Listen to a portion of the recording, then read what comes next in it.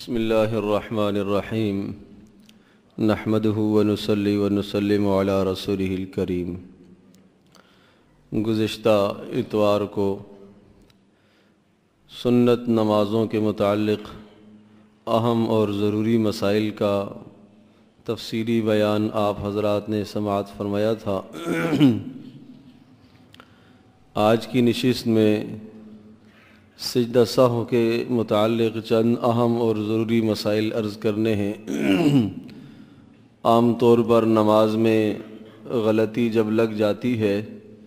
تو آدمی تردد میں پڑ جاتا ہے کہ اس موقع پر سجدہ سہو کرنا میرے لیے واجب ہے یا نہیں ہے۔ بسا اوقات سجدہ سہو واجب نہیں ہوتا، آدمی سجدہ سہو کر لیتا ہے، اور بسا اوقات سجدہ سہو واجب ہوتا ہے تو آدمی چھوڑ دیتا ہے۔ اگر سجدہ سہو واجب ہو اور آدمی نہ کرے تو وہ نماز واجب الاعادہ ہے، اس کا لوٹانا ضروری ہے۔ سجدہ سہو کے متعلق چند اصول اور ضابطے ذہن نشین فرما لیجئے۔ نماز جب آدمی شروع کرتا ہے تو دو طرح کے اعمال ایسے ہیں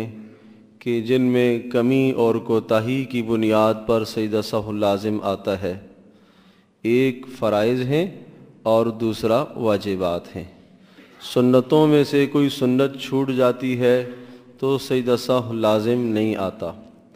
فرائض میں سے کوئی فرض اگر چھوٹ جاتا ہے تو سجدہ سہو سے تلافی نہیں ہو سکے گی، نماز دہرانا پڑے گی۔ مثال کے طور پر نماز میں فرائض کیا ہیں؟ سجدہ، 2 سجدے ہر رکعت میں فرض ہیں، ہر رکعت میں 1 رکوع فرض ہے۔ ایک آدمی ایک رکعت میں 2 سجدوں کے بجائے 1 سجدہ کر لیتا ہے اور اسی طرح سے اپنی نماز کو اس نے مکمل کر لیا ہے، تو اب چونکہ فرض چھوٹا ہے اس لیے سجدہ سہو سے تلافی ممکن نہیں ہوتی، یہ نماز اسے بہر صورت دوبارہ پڑھنی پڑے گی۔ یا تو اس چھوٹے ہوئے سجدے کو نماز کے دوران کسی بھی جگہ پر ادا کر لے اور آخر میں سجدہ سہو کر لے تو نماز ہو جائے گی، اور یا یہ ہے کہ اس نماز کو دوبارہ پڑھے گا، نماز درست نہیں ہوئی۔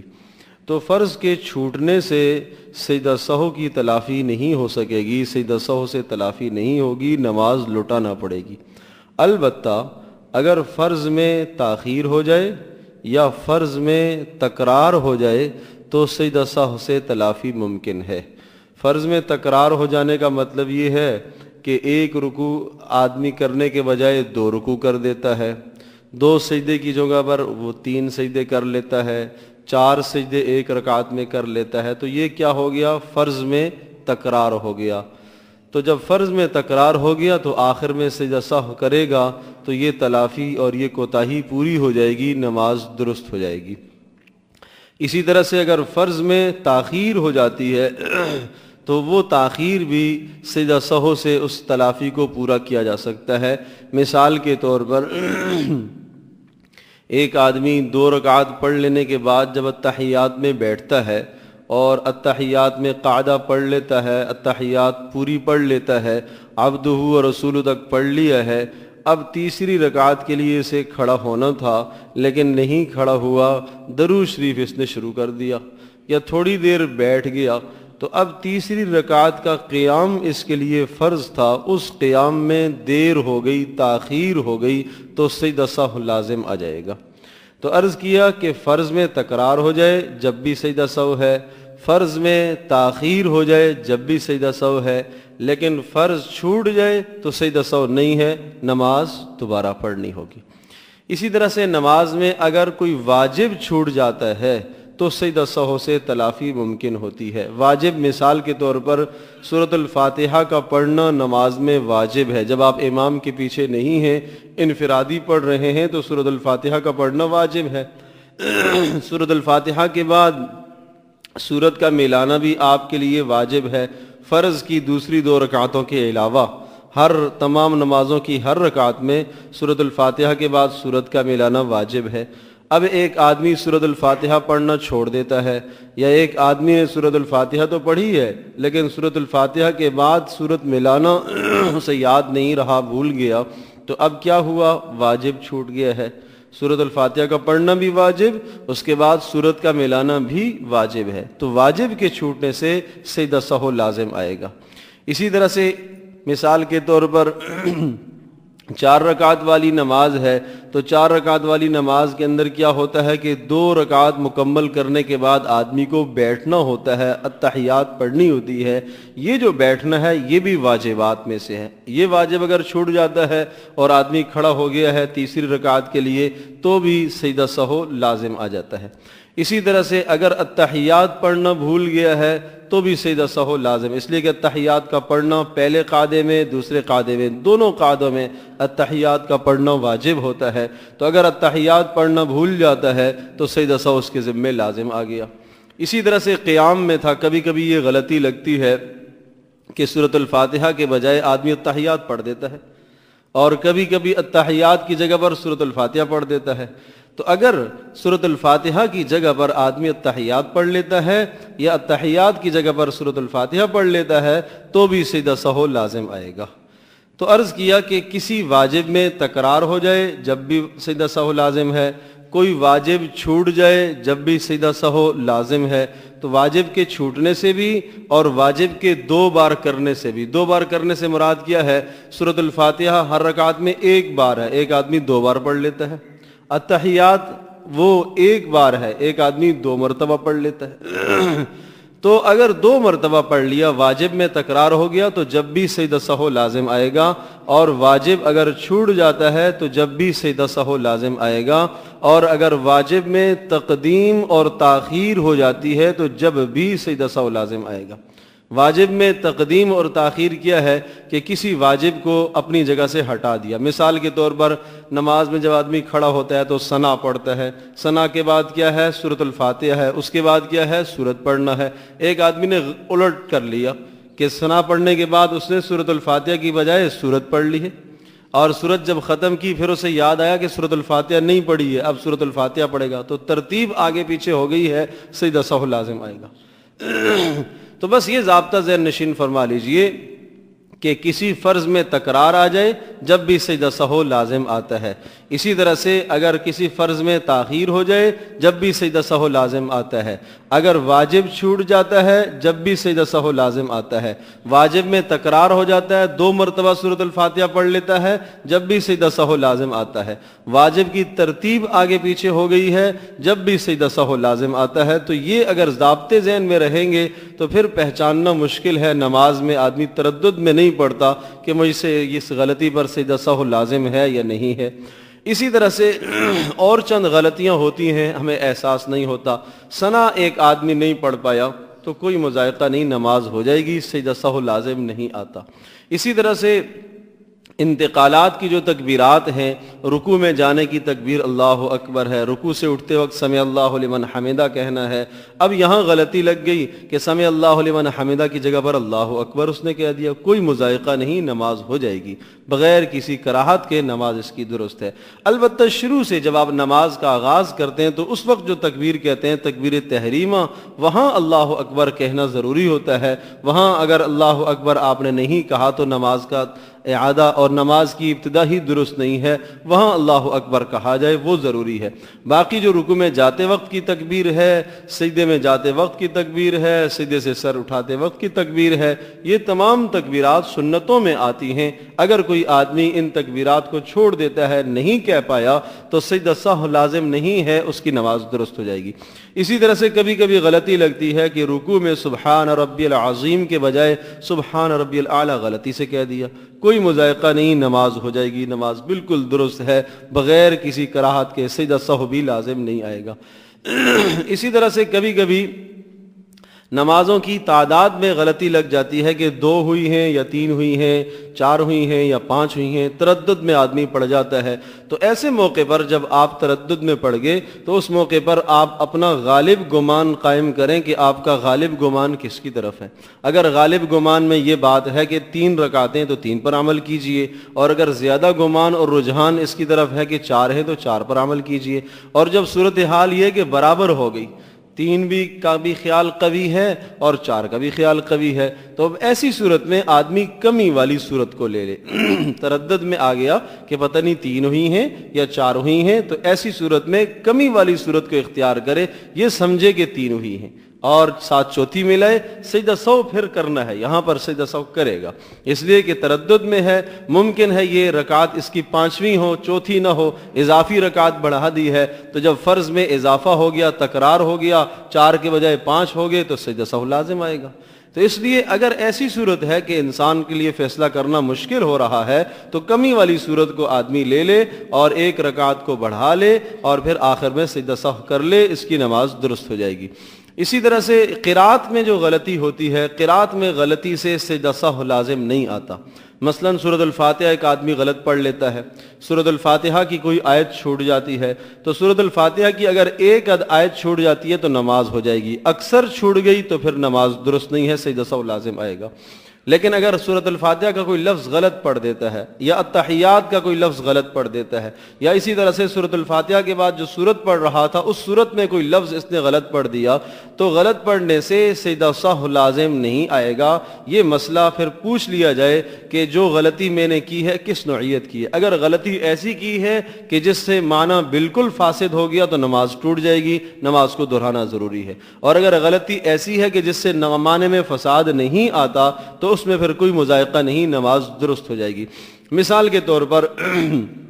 1-2 غلطیاں بتا دیتا ہوں جس سے اندازہ ہو جائے گا۔ کہیں اگر ایمان والوں کا تذکرہ چل رہا ہے اور اندازہ ہو رہا ہے ترجمے سے، معنی سے، کہ ایمان کا تذکرہ چل رہا ہے، ایمان والوں کا تذکرہ چل رہا ہے، اور فوراً اس کے بعد جنت کا تذکرہ آ گیا ہے، تو یہ ایمان والوں کے ساتھ ساتھ اگر جہنم کا تذکرہ آدمی کر دیتا ہے یا برائی کا تذکرہ کر دیتا ہے تو نماز کے فاسد ہونے کا خدشہ ہوتا ہے۔ مثال کے طور پر سورۃ البینہ ہے آخری سپارے میں، وہاں یوں ہے، ان الذین کفروا من اہل الکتاب والمشرکین فی نار جہنم خالدین فیہا اولئک ھم شر البریہ، کہ بے شک وہ لوگ جنہوں نے کفر کیا اور جنہوں نے شرک کی، ارشاد فرمایا کہ وہ لوگ اولئک ھم شر البریہ، وہ مخلوق کے سب سے برے لوگ ہیں۔ اب اگلی آیت میں آتا ہے خیر البریہ، تو یہاں شر البریہ کی جگہ پر ایک آدمی خیر البریہ پڑھ دیتا ہے، نماز فاسد ہو جائے گی۔ یا اگلی آیت میں ہے ان الذین آمنوا وعملوا الصالحات، وہ لوگ جو ایمان لائے اور اچھے اعمال کیے، اولئک ھم خیر البریہ، یہ مخلوق کے سب سے بہترین اور اچھے لوگ ہیں، اور یہ صحابہ کے بارے میں ہے۔ تو یہاں خیر البریہ کی جگہ پر ایک آدمی شر البریہ پڑھ دیتا ہے تو معنی فاسد ہو جائے گا، نماز ٹوٹ جائے گی اس کی۔ تو خیر یہ عرض کر رہا ہوں کہ اگر قرات کی کوئی غلطی کی ہے تو اس مسئلے کو پھر پوچھ لیا جائے کہ کون سی غلطی ہے، پھر آپ کو بتا دیا جائے گا۔ تو قرات کی غلطی سے ویسے سجدہ سہو لازم نہیں آتا، اگر معمولی غلطی ہے تو نماز درست ہے، اور اگر فحش غلطی ہے جس سے معنی بالکل تبدیل ہو گیا ہے تو اس سے نماز فاسد ہو جاتی ہے، نماز کو لوٹایا جاتا ہے۔ اور اگر آپ نے نماز پڑھ لی ہے بعد میں احساس ہوا تو نماز کو لوٹانا ہے۔ اگر اسی وقت نماز کے اندر رکعت کے اندر احساس ہو گیا کہ میں نے غلطی کی ہے، اسی رکعت کے اندر اگر اس غلطی کو دہرا لیتا ہے، اصلاح کر لیتا ہے، پیچھے سے کسی نے لقمہ دے دیا پھر اصلاح کر لیتا ہے تو نماز فاسد نہیں ہے، نماز ہو جائے گی۔ لیکن اگر دوسری رکعت میں یاد آیا یا نماز کے بعد یاد آیا، وہ جگہ ختم ہو گئی تو اب نماز میں فساد آ گیا ہے، نماز کو دہرانا ہے۔ اسی طرح سے دعائے قنوت، جب ہم نماز وتر پڑھتے ہیں تو نماز وتر میں دعائے قنوت ہوتی ہے۔ تیسری رکعت کے اندر وہ سورۃ الفاتحہ پڑھنے کے بعد سورت ملاتے ہیں اور اس کے بعد اللہ اکبر کہہ کر اور ہاتھ کانوں تک اٹھا کر پھر دوبارہ ہاتھ باندھ لیتے ہیں اور دعائے قنوت پڑھتے ہیں۔ تو اگر دعائے قنوت پڑھنا رہ گئی ہے اور آدمی نے سورت ملائی اور اس کے بعد رکوع میں چلا گیا ہے، تو اب رکوع میں گیا پھر اسے یاد آیا کہ میری دعائے قنوت رہ گئی ہے، اب رکوع چونکہ فرض ہے، دعائے قنوت کا پڑھنا واجب ہے، اس فرض کو چھوڑ کر واپس واجب کی طرف نہیں آئے گا، بس اس کا واجب چھوٹ گیا ہے، آخر میں سجدہ سہو کرے گا، اس کی نماز درست ہو جائے گی۔ اسی طرح سے کبھی کبھی یہ بھی کوتاہی ہوتی ہے، 4 رکعتوں کے بعد آدمی 5ویں کے لیے کھڑا ہو جاتا ہے تو 4 رکعتوں کے بعد آدمی اگر 5ویں رکعت کے لیے کھڑا ہو گیا، اب 5ویں رکعت ہے نہیں ہے یا 2 ہی پڑھنی تھی، 2 کے بعد تیسری کے لیے کھڑا ہو گیا، تو اس کھڑے ہونے کی 2 نوعیتیں ہوتی ہیں۔ ایک تو یہ ہے کہ 4 کے بعد 5ویں کے لیے جب آدمی کھڑا ہوتا ہے تو 4 کے بعد بیٹھا، اتحیات پڑھی اور اتحیات پڑھنے کے بعد پھر 5ویں کے لیے کھڑا ہوا، عبد و رسول تک پڑھا اور اس نے سمجھا کہ مجھے تیسری رکعت پڑھنی ہے تو وہ تھی 5ویں میں چلا گیا۔ اب اگر 5ویں رکعت کے سجدے سے پہلے اس کو یاد آ گیا کہ میں 5ویں رکعت میں ہوں، تو واپس آ جائے، بیٹھ جائے اور آخر میں سجدہ سہو کرے، اس کی نماز درست ہو جائے گی۔ لیکن اگر 5ویں رکعت کا اس نے سجدہ بھی ملا لیا اور پھر اسے یاد آیا کہ جناب میں 5ویں رکعت میں ہوں، تو اب ساتھ 6ٹھی رکعت بھی ملائے، اب یہ 2 اس کے نفل ہو جائیں گے، 4 فرض یا جو بھی پڑھ رہا ہے وہ پورے ہو جائیں گے۔ لیکن یہ عرض کر رہا ہوں، یہ وہ صورت ہے کہ جب 4 کے بعد اتحیات پڑھ کے کھڑا ہوا ہے، اور اگر 4 رکعتوں کے بعد اتحیات پڑھے بغیر فوری کھڑا ہوا، اس نے سمجھا کہ 4تھی رکعت مجھے پڑھنی ہے، جبکہ تھی یہ 5ویں، اب اتحیات اس نے نہیں پڑھی، 4تھی رکعت کا سجدہ وہ کیا اس نے، اور سجدہ کرنے کے بعد فوری 5ویں کے لیے کھڑا ہو جاتا ہے، تو یہاں صورت مختلف ہے۔ یہاں صورتحال یہ ہوگی کہ اگر پہلی بات تو وہی ہے کہ 5ویں کے سجدے میں لانے سے پہلے اگر اس کو یاد آ گیا، واپس آ جائے اور اتحیات بیٹھ کر پڑھے اور سجدہ سہو کرے اور نماز ہو جاتی۔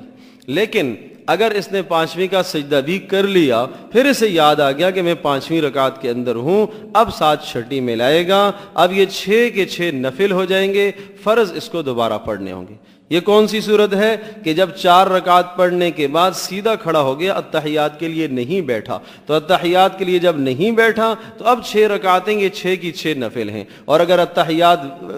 پڑھ لی اور پڑھنے کے بعد پھر 5ویں کے لیے کھڑا ہوا اور 6ٹھی ملائی ہے، تو اس صورت کے اندر یہ 2 تو نفل ہو جائیں گے، 4 اپنی جگہ پر فرض ہو جائیں گے۔ سجدہ سہو کا طریقہ یہ ہوتا ہے کہ آخری قعدے کے اندر جب آدمی اتحیات پڑھ لیتا ہے، عبدہ و رسولہ تک پڑھے، اور اس کے بعد سیدھی جانب سلام پھیرے، دائیں جانب سلام پھیرے، اور اس کے بعد 2 سجدے کرے، 2 سجدے کر لیے، پھر واپس اتحیات سے دوبارہ سے پڑھنا ہے آخر تک، اور اس طرح سے سلام پھیرے۔ یہ سجدہ سہو کا طریقہ ہے جو نبی پاک صلی اللہ علیہ وسلم نے بتایا ہے۔ آخری بات، اگر امام پر سجدہ سہو لازم آ گیا، اور جب امام پر سجدہ سہو لازم آ جاتا ہے تو مقتدیوں پر بھی لازم آ جاتا ہے۔ اگر مقتدی پر سجدہ سہو لازم آ جاتا ہے، وہ امام کی اقتداء میں ہے، تو پھر اس پر سجدہ سہو لازم نہیں آئے گا۔ کوئی واجب چھوٹ گیا ہے، اگر مقتدی کا واجب چھوٹ گیا، تحیات نہیں پڑھ پایا، یا اور کوئی واجب چھوٹ جاتا ہے، تو مقتدی پر جب تک وہ امام کی اقتداء میں ہے، اس کے ذمے کوئی سجدہ سہو نہیں لازم آئے گا۔ اگر امام پر سجدہ سہو لازم آ جاتا ہے تو پھر سب کو کرنا ہوگا۔ اب بسا اوقات ایسا ہوتا ہے کہ امام پر سجدہ سہو لازم آیا اور آخر میں امام نے سجدہ سہو کیا، اور پیچھے کچھ ایسے لوگ بھی ہیں کہ جن کی رکعتیں چھوٹی ہوئی ہیں۔ جن لوگوں کی رکعتیں چھوٹی ہوئی ہیں وہ امام کے ساتھ 2 سجدے تو کریں گے، سلام نہیں پھیریں گے، 2 سجدے تو کریں گے، سلام نہیں پھیریں گے۔ یہی وجہ ہے کہ مسبوق کو یہ حکم، مسبوق اس آدمی کو کہتے ہیں کہ جس کی 1 یا 2 رکعت چھوٹی ہوئی ہوں، اس آدمی کو حکم دیا جاتا ہے کہ جب امام دوسری جانب سلام پھیرے تو پھر آپ